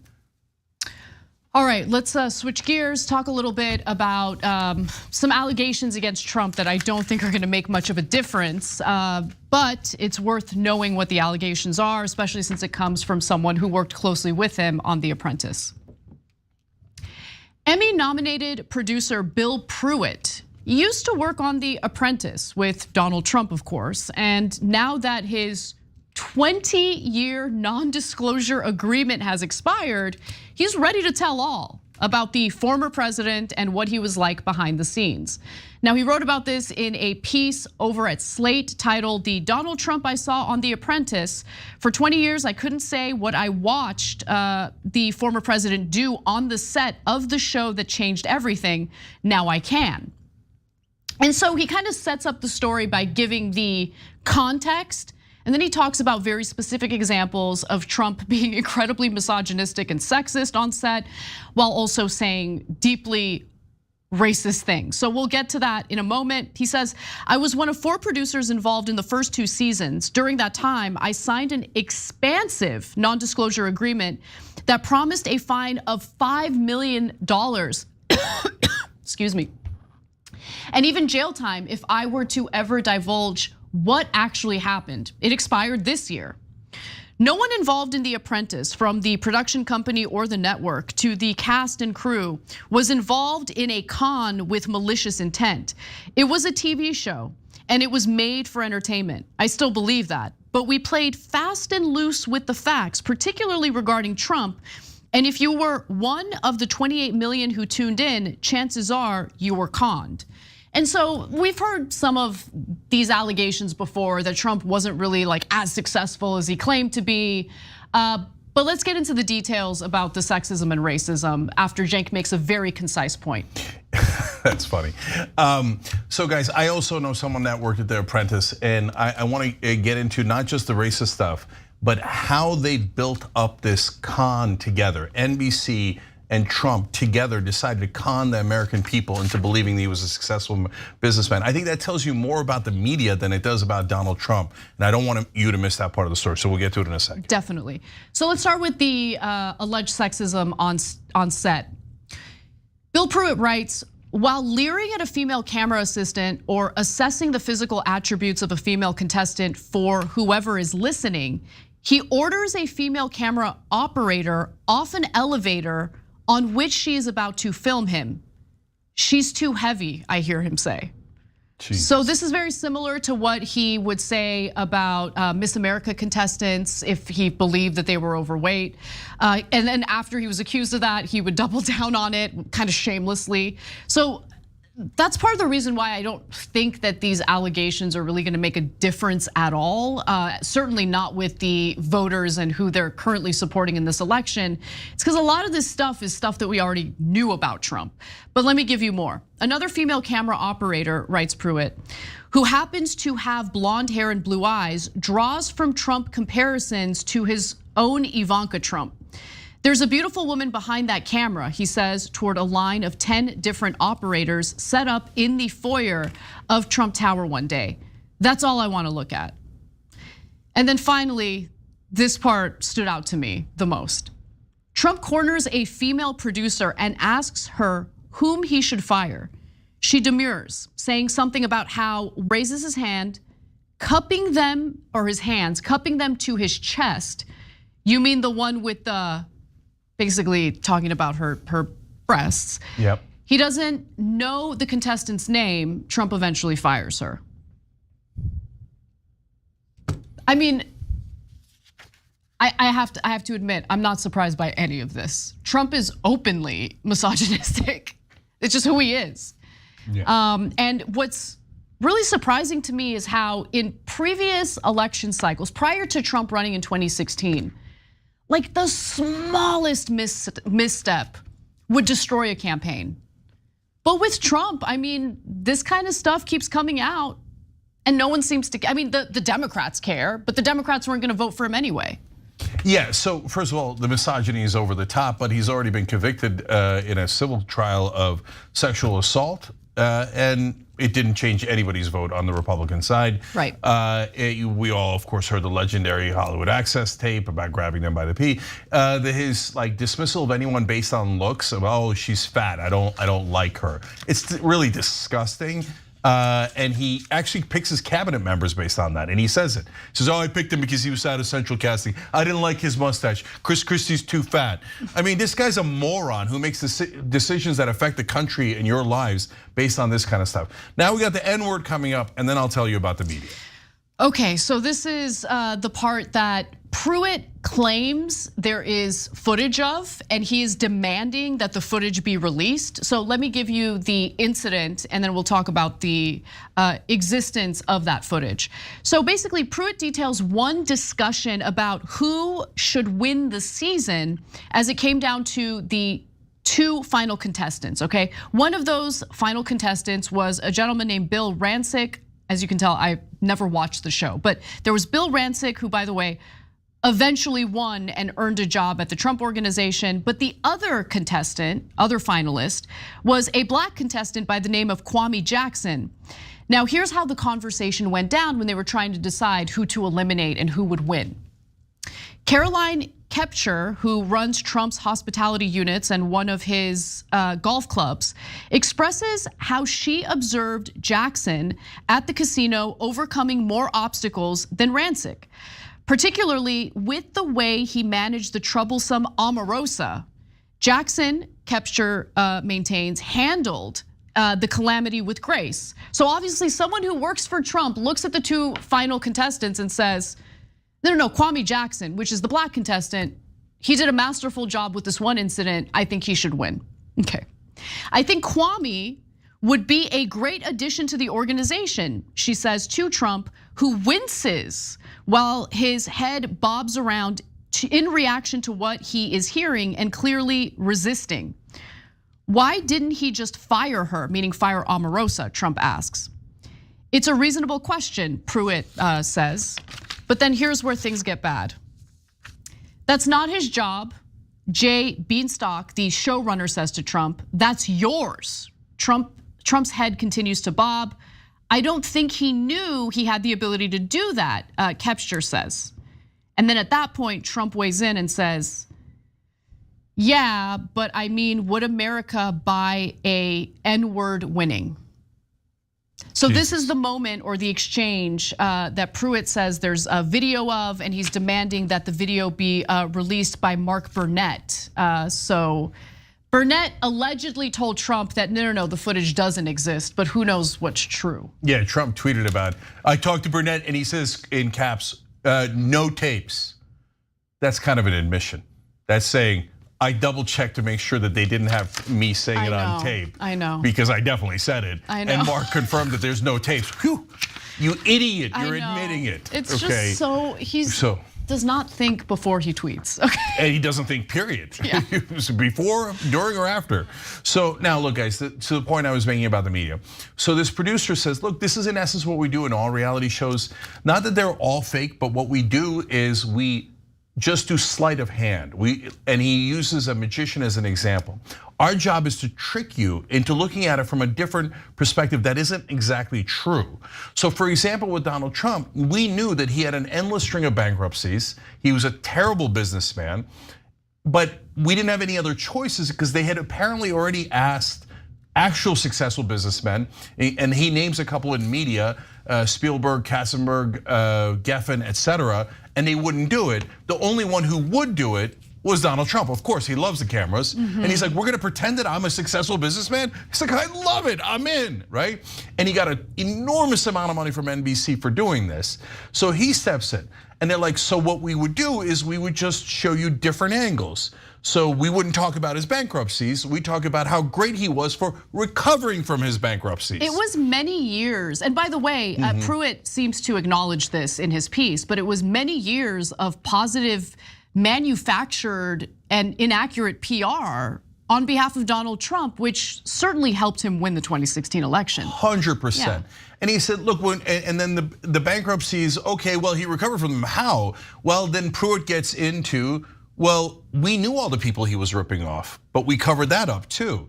So we knew he was ripping off people by the time that Apprentice got to the second season or so with Trump University. Later, Trump had to pay a $25 million fine because he was just robbing people. He would pretend to teach them about real estate and take up to $35,000 from them and then give them almost nothing in return. So disgusting. Okay, he's a legendary con man. That's what he's mainly known for. Now that what con stands for is going to be really relevant here. But he said in one particular case, they went to the Trump National Golf Club and that Bill Pruitt, the producer, happened to run into the guy who actually designed the course, the architect. And he said, look, I gotta be honest with you. This is a beautiful course, nice job. He's like, I know, but I only got paid half. And he's like, why? He's like, well, this is what Trump does every time. He says, I'll pay you half up front and I'll pay you half when it's finished, which is, by the way, a normal business deal, right? But the unnormal part is he never pays the second half.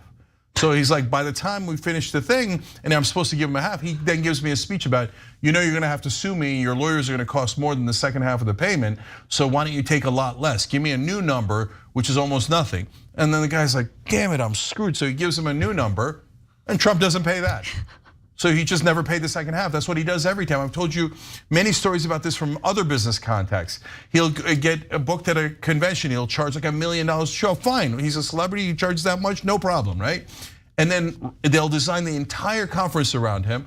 And then right, like 2 days before the conference, he'll say, now it's 5 million. Oh my God. And they're like, well, we can't afford that. You said it was $1 million, we have a contract. He's like, I don't care. You're gonna ruin your whole conference unless you pay me this deal. Now, some of you that are right wingers out there, you'll think, oh, I love that. What a great business guy. He loves to rip people off and rob them blind. I love that guy. That's savvy, that's smart. I mean, I don't think he's a good businessman, and I will admit that all of this is super immoral. But I mean, if you want to be immoral and basically get more money out of an event, that is the way to do it. After they've marketed it, after they've like built a whole event around you, what are they gonna do? They're gonna say no to giving you more money? Well, I hear you, Anna. I wouldn't do it, but I'm just saying like. No. Strategically, in the short term, I get it. You're gonna get more money. In that particular conference, he did get more money. I don't remember exactly how much, but he got way more money. But it's a short-term play. Totally. In the long run, you burn every contact. Yep. He had 6 massive bankruptcies. He burned every finance. It's not like the banks are soft-hearted or anything like that. It's like, so they're like, no, we're not gonna give you money, you idiot. You stole the money we gave you every single time, right? You never pay anyone back. That's why he had to go to the Russians. That's why I thought he was connected to them, because his idiot sons were like, oh no, it's okay, we got money. We got all the money we need for the golf course from the Russians. That's public, they admitted it, right? Yep. So then he asked, but why are the Russians giving him money? Because they got to move a lot of money out of Russia, clean it up, and then get it back to them in a legal form. So if you buy his condos, you buy his houses in Florida, you invest in his golf courses, voila, clean money. And then the Saudis bought a lot from him. And he had the quote, he's like, what am I supposed to do, not like the Saudis? They pay me $40 million for the apartments. They're way overpaying in order to clean the money. And so he's a lifelong criminal. But what's interesting about it is NBC made an active decision. Yeah, we're gonna support that con man. We're gonna join his con. You know what con stands for? It's short for confidence. It's a confidence game. So, and the main producer involved here, the Pruitt references throughout the piece, Beanstalk, says to everybody involved, well, I want confidence. And Trump is good at one thing, projecting confidence. It's true, yeah. And so he'll come in and he'll look down at you and he'll pretend that he's the guy who knows everything. And he's like, it's TV. He doesn't actually have to know anything. He just has to look like he knows things. He doesn't have to be a good businessman. He just has to look like he's a good businessman. And he says the N-word in private and we have it on tape. Who cares? We're making money. He's a loser who's never made any money in the long run. Who cares? We're making money from this. And so guys, last things. Now, the reason why, again, it's a bad long-term strategy is not only do you burn all the people that you ever do business with, but when he goes to run a business, he can't run it if his life depended on it. He had 3 casinos in Atlantic City everybody that knows anything about business, like they're gonna cannibalize each other's customers, and they're all gonna go bankrupt. He's like, no.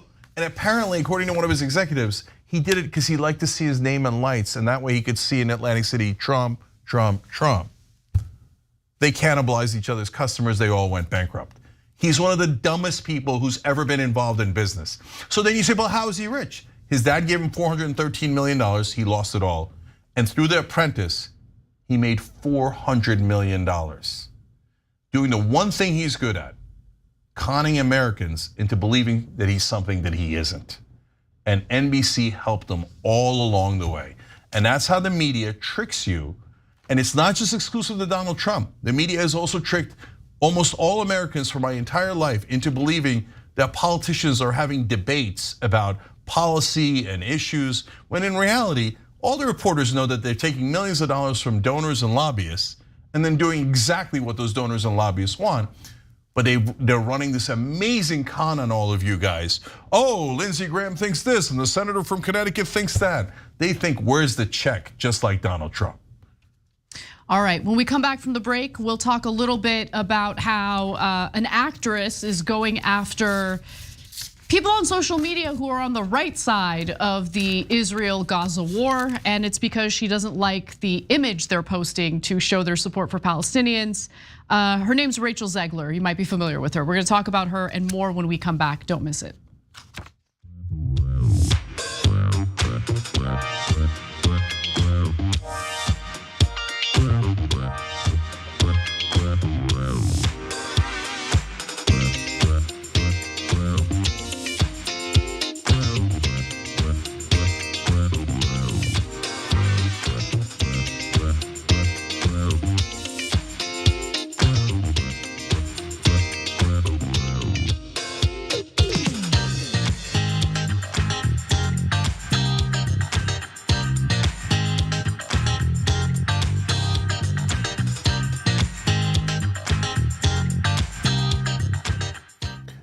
All right, let's go to our members at tyt.com. Revenge Dragon says, Donald Trump a racist? I am shocked and chagrined.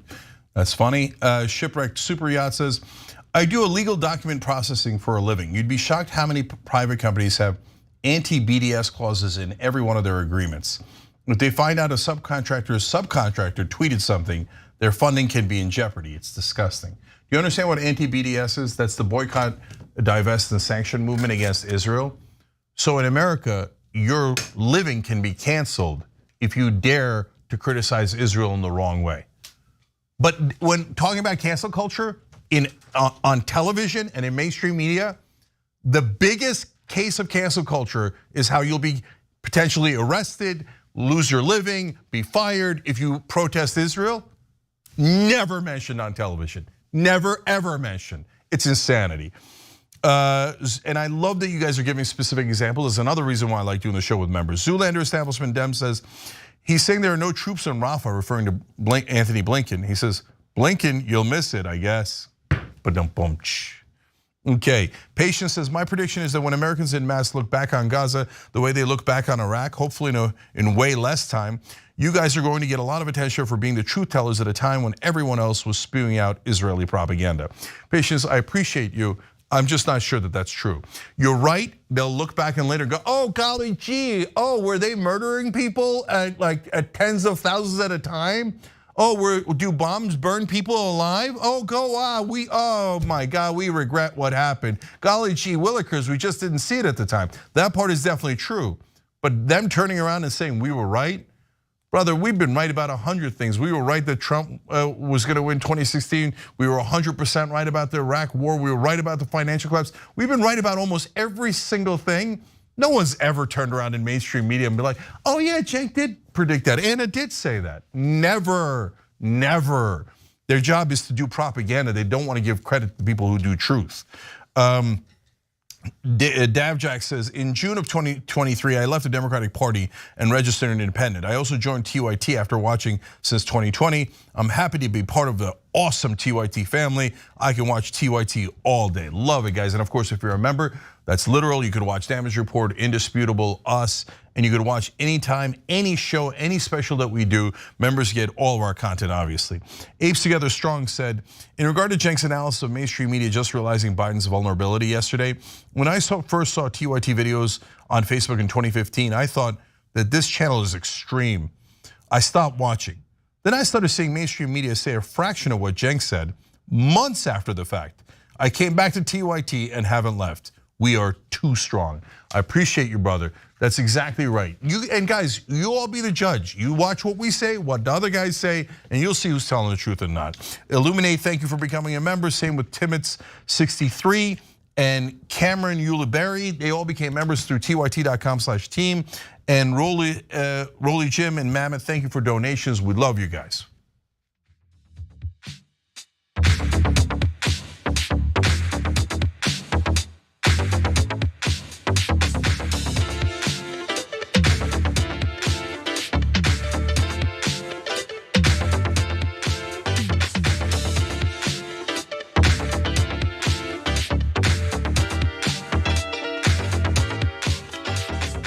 All right, back on TYT, Cenk, Anna, James Sharp, CT Camera, and Andrew Small. They just hit the join button and became part of the show. And Tulvo Ostra and William Zaragoza, thank you for gifting Young Turks memberships. We appreciate you guys. We can't do it without you guys. Thank you. This is a great time to join. Anna. All right, well, we've got a story involving an actress who is upset with pro-Palestinian posts on social media. We'll tell you why. Hunger Games and West Side Story actress Rachel Zegler is incredibly annoyed with people posting pro-Palestinian images on social media because the image that has gone viral happens to be an image created through artificial intelligence, AI. And you might have actually come across this post on Instagram. It's the All Eyes on Rafah image. And it shows a massive tent encampment drawing attention to the displaced Palestinians who no longer have homes because they've been bombed. They've been displaced from their homes and are now living in these tent encampments. Now, the reason why she seems to have a problem with it is because the image is AI generated, and she feels that it's taking away from the work journalists on the ground have done in highlighting the horrific conditions and the slaughter that's taking place in Gaza. Here's what she has to say about the image, quote, "I genuinely find it disturbing that the only way so many people have suddenly felt comfortable sharing their support for Palestinian lives is via an AI-generated image that doesn't even begin to touch upon the actual horrors of what these human beings are experiencing." Zegler added that there are numerous GoFundMe appeals, infographics, and other pieces of art that would have been more effective posts to support the Palestinians in Gaza than what the internet has decided is its trendy version of showing up for a population that has been publicly massacred. Zegler is just wrong. She's just wrong, okay? And I'll explain why this type of image went viral as opposed to images of babies missing body parts and things like that. But I just want to say this before I go to you, Cenk. When people are on the right side of an issue, maybe find something else to criticize. Zegler has made like a career off of just criticizing things. She's always aggrieved about something. They agree with you on this issue, find something else to criticize, please. But go ahead. Yeah, look, I'll just double down on that, and then I want to get to the two giant reasons why this worked so well and reached so many people. And so you might not be familiar with those two reasons. That's why we want to show it to you. But I don't particularly care about Zegler, but I do hate the idea of people who are like, oh, you should have done it another way. You should have done it better. Well, it reached 45 million people. They seem to have done it pretty well. And that's a message that's really important. So, hey, I got a great idea. Instead of criticizing, why don't you do one that reaches 46 million people? Great, wonderful, do it better, right? So, but like this same thing happened with Mr. Beast when he did the thing to cure people who were blind. They're like, you should have cured more people. Oh, come on, brothers and sisters. He did something good in the world. Yeah, Can I get a thank you? He provided cataract surgery for people, and I forget which nation it was in that he did that in, but it was a nice thing to do. It was a good thing to do. When someone does something nice, first lead with, that's awesome, thank you. And then if you have a better idea, great, then do that idea. I love that, but be constructive instead of destructive. Yeah, and look, the backlash led to the person who created the image to apologize, and that person is Shav4012. We're gonna get back to that individual in just a minute. But other online criticisms in regard or in response to that AI generated image include people pointing to other big name individuals who shared the post after being relatively quiet on the issue. Listen, people are entitled to post what they want to post, okay? And not everyone is super political, and not everyone feels comfortable diving into, political issues that are as controversial as this one. So like, just be kind to people, meet people with grace, and understand that not everyone is like you. And by the way, she is the largest high-profile name to take issue with the mass activism post, Zegler is. However, there is a reason why that post went viral as opposed to some of the more horrific images that have been taken by journalists on the ground in Gaza, and that has to do with how algorithms work on social media.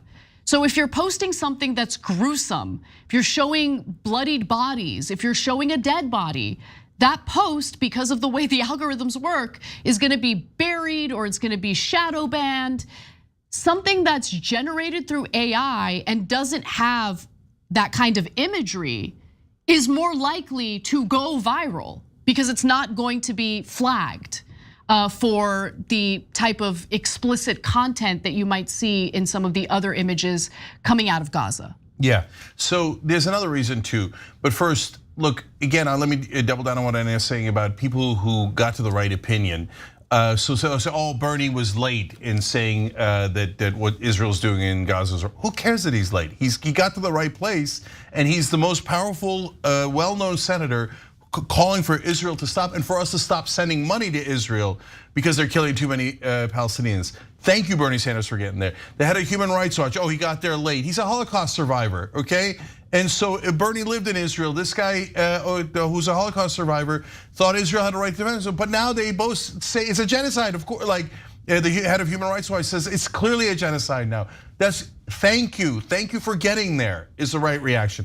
Now, as to why people don't share the tougher posts, the more visceral posts about Rafah and Gaza overall, two reasons. One is the one Anna mentioned about, hey, listen, there are some restrictions on the platforms.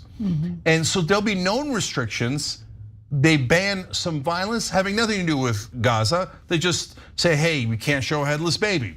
And that actually happened in Rafah. It didn't happen in Israel. Other tragedies happened in Israel, but it did happen in Rafah. I want to give you a specific example that you might have noticed from our own coverage.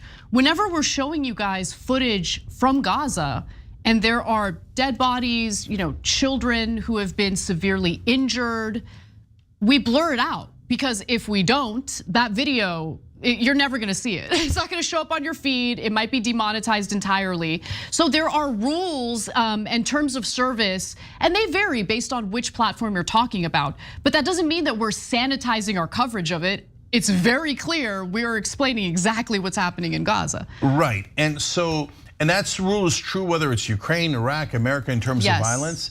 And guys, what Anna said is so important, because if you say, well, just show it anyway. Yeah, we can, but then you won't see it. Right. Because it's not just about demonetizing. What they do is they prevent it from going to more people. Exactly. That's what the algorithm is built to do. I have to read this quote, Cenk, because it reinforces what you're saying here. This is a social media consultant. His name is Matt Navarra, and he says, it, meaning the AI generated image, doesn't depict real world violence. Although it feels sanitized, that is what has enabled it to have the level of viral reach that it has received so far. So think about all the people who are not really paying attention to politics or world events or current events. They might see that AI generated post that says all eyes on Rafah, and that might actually make them curious about what that means. They might look it up and actually educate themselves about the situation. So there's something to be said about the virality of that that image. Yeah, one last thing about the platforms. Look, now specifically on the issue of Gaza and Israel. So what I've seen people on the right and the left complain about shadow banning, and they almost never have good evidence of it. They're just like, oh, that post didn't do well. That's not evidence, really. Okay, but I've been dealing with algorithms for as long as they've been around. And so on TikTok, for example, if you use hashtags related to Gaza or Israel, it gets way less views. If you do the same exact video, but without the hashtags, it'll get a lot more views. So it appears, and then people have similar theories about Facebook and Instagram. This one is more speculative. It's possible that if the algorithm thinks it's about Israel because it's so politically sensitive, and there might be 100 different reasons why they do it, but one of the more credible reasons is they think, I don't want to get in political trouble. If these things are like, they're already trying to ban TikTok. Mitt Romney and Anthony Blinken admitted it's partly because they think that TikTok is too tough on Israel, or the people who create videos, in other words, Americans, are too tough on Israel. So TikTok thinks, well, I don't want to get banned, right? So that's part of the potential calculus. But one last thing that's important, which is that a lot of people do not, even if it's just harsh words and not something that the algorithm would block, they don't share it because they're worried to death that they're going to get canceled. And especially if you're famous, because it already happened.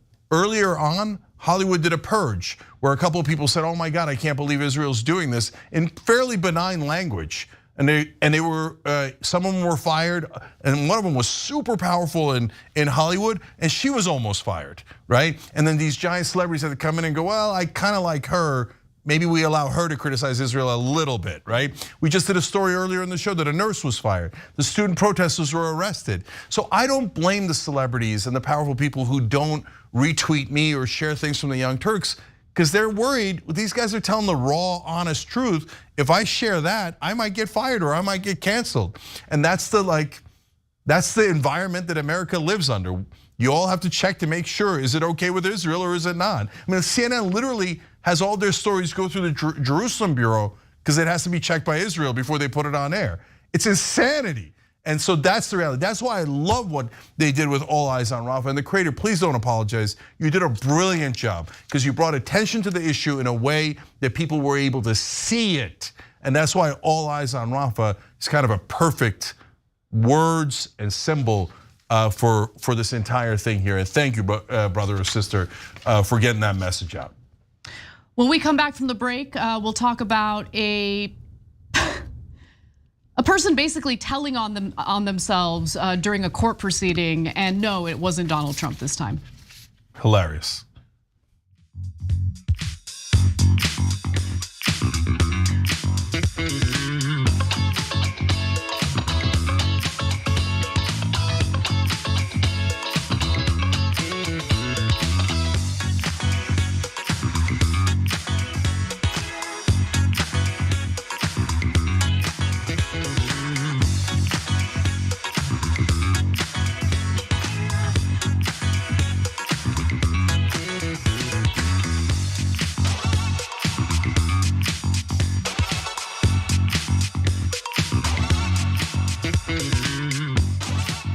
All right, back on TYD. Cord and Biggie wrote in TYT.com member section. Oh, hey, forgot I'm watching it live.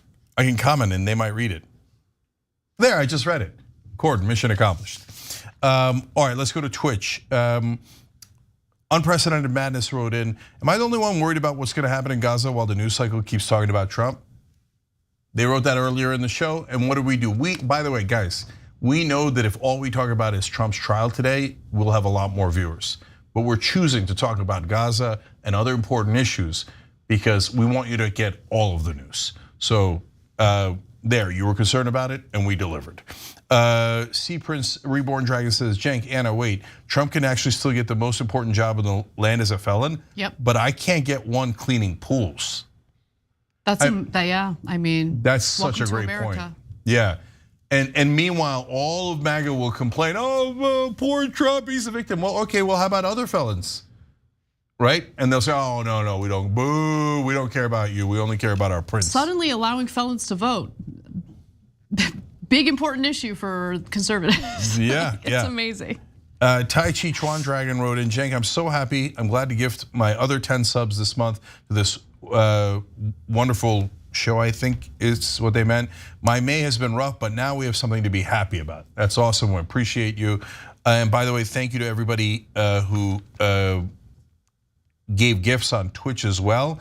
And thank you to David Vincent and Sherry Arthur, who just joined through the join button below on YouTube. Anthony Stewart, thank you for gifting 5 memberships. Cameron Tripp, thank you for gifting 1. We appreciate you.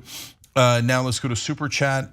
On Super Chat, we have a billion comments. 0083 wrote in, Nina Turner was right. We have 2 bowls of crap to choose from. OMG, this election stinks. Yep. Brickhouse Mama 98 said, Trump convicted. I know this is not Tuesday, but hashtag Team Joy. I like the use of Team Joy. For those of you who haven't watched the live show in a while, we're doing Team Joy on Tuesdays where we share tips on how to be happy with each other, and it seems to be working. And I was trying to spread joy in the world because the news is so dark. And we got to tell you the truth about what's actually happening, but then bring a little bit of hope and joy in the world as well. Noof Safar says, thank you for standing up for the truth. Stay strong and honest. We appreciate you. Vansarova says, Donald, your record in court is abysmal. You and your party should have known you are not the candidate of choice. You have been measured and you have been found wanting. Merchant, throw the book. Yeah, just him constantly attacking the judge is so dumb in that context. You're totally right. Shaheen Kahoni says, I read the news and instantly in my head I heard Cenk's voice, down goes Donald Trump, down goes Donald Trump. Well, Shaheen, I think and hope that I delivered for you at the beginning of the show. Mikey3343 says, if this is a scar on our nation, it is a scar from removing the hemorrhoid that is Donald Trump. Damn. I am out of time. Okay, we'll be right back.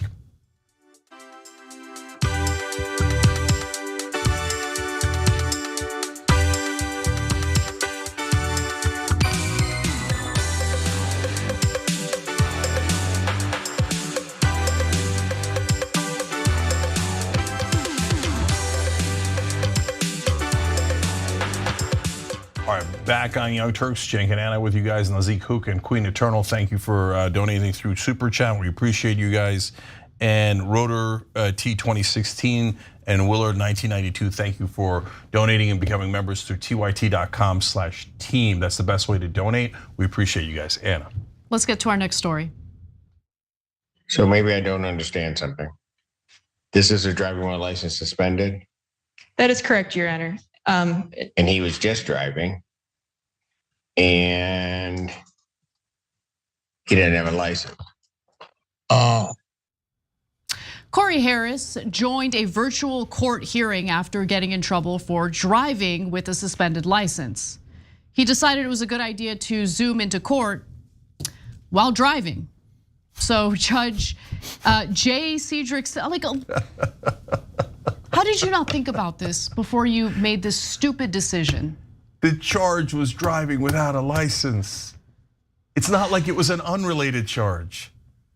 That is unbelievable. So Judge Jay Cedric Simpson, who was overseeing the case, was honestly like too stunned to speak when he realized what was going on.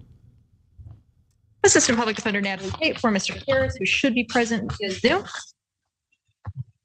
Mr. Harris, are you driving? Actually, I'm pulling into my doctor's office, actually. So just give me 1 second. I'm parking right now. Wait.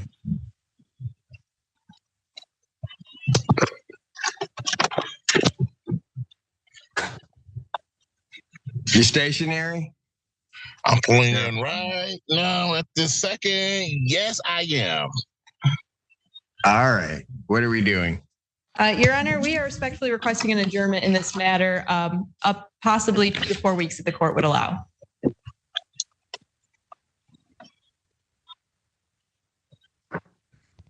Okay. So maybe I don't understand something. This is a driving while license suspended? That is correct, Your Honor. So So at this point, Harris realized what he was doing and how bad it looked, considering the fact that he was dealing with court due to the fact that he was driving with a suspended license. And so things got painfully awkward from there. Let's take a look. I'm looking at his record. He doesn't have a license. He's suspended and he's just driving. That is correct, Your Honor. Look at Harris. Look at the judge. Look at Harris. He's like, he doesn't even know what to say. He just realized what he's doing. This is all awkward silence during court. He can't think of an excuse. Still going. Still can't come up with an excuse. Hello? I'm into Mr. Harris. I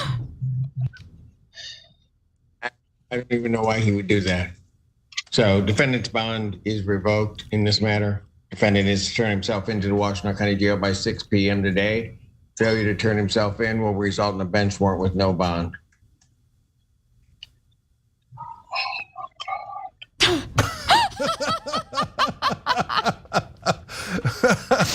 What was great about that? By the way, we have tape of other crazy defendants. We'll get to that too.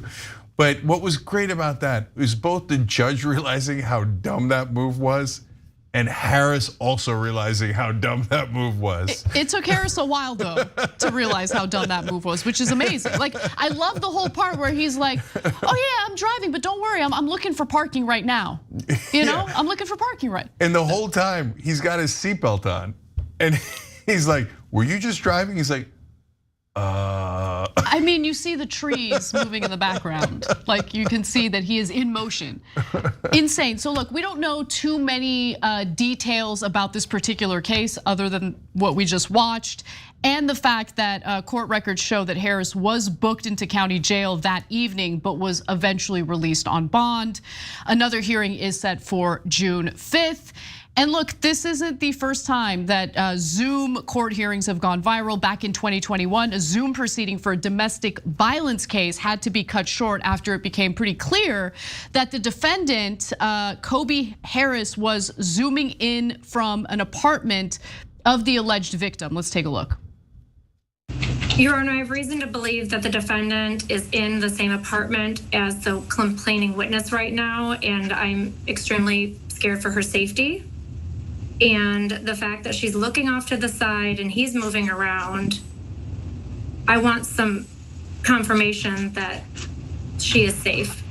All right, I want you to walk out to the front of the house, show me the house number on the house. Why? I don't even think this phone has the charge for that, sir. I'm at like 2% right now. The police are at Miss Lindsay's apartment right now, knocking on the door. All right. Ms. Lindsay, would you go answer the door? Yes? Your Honor, me and Mary both don't want no contact. I asked if that be dropped. I'm sorry I lied to you. I knew the cops were outside. Okay. Anna's face there could be a meme. Okay, but notice both defendants are named Harris. And also notice the cigarette hanging from his mouth, all casual after he got caught. Man, but for a second there, it was really scary, like, hey, the defendant is in the victim's house while zooming in for court. That is crazy. It is crazy, but we have one more example. This is a lighter one from 2021. A lawyer accidentally showed up to a hearing with a filter turned on. Let's take a look. Mr. Ponton, I believe you have a filter turned on in the video settings. You might want to take we're trying to. Can you hear me, Judge? I can hear you. I think it's a filter. It is, and I don't know how to remove it. I've got my assistant here. She's trying to, but I'm prepared to go forward with it. I'm here live. I'm not a cat. I'm not a cat is the quote of the year. That was so perfect because it's like a sad looking cat, a kitten that looks like it's crying. Yeah. And then the guy's voice and tone kind of sounds like he's panicking. They got the right cat. And the way the cat keeps looking down like, oh boy. Oh boy. Your Honor, I'm not a cat. Oh my God, so good. So good. Oh, these Zooms will get you in trouble. Just ask Jeffrey Toobin. I mean, he's back at CNN, so not too much trouble. All right, well, God bless, I guess. He has a show, it's called Lubin with Toobin. No. You're gonna have to look that one up. No, don't. He had a filter too. He should have had a filter. He didn't have a filter. Okay, so when you're zooming into court or even with coworkers, a little bit of caution. Might want to take out the filter and might want to check what you're zooming in for. Just like revisit what you've been charged with, and then don't do that thing as you are joining the court proceedings via Zoom. That's all I'm saying. You know? Yeah. It seems like a fair request. By the way, for the members, we have a bonus episode where we're going to talk about pronatalists. Pronatalists who are also openly abusing their kids by slapping them in the face. And if you don't know what a pronatalist is, well, good news, we're gonna explain it, but it's people who wanna have a lot of kids and think that you should have a lot of kids. No, thank you. Are they right? Well, unlikely, but we'll find out. TYT.com/team to become a member, or hit the join button below on YouTube. And all the members, you get all of our content anytime you want, and we're gonna see you there in a minute.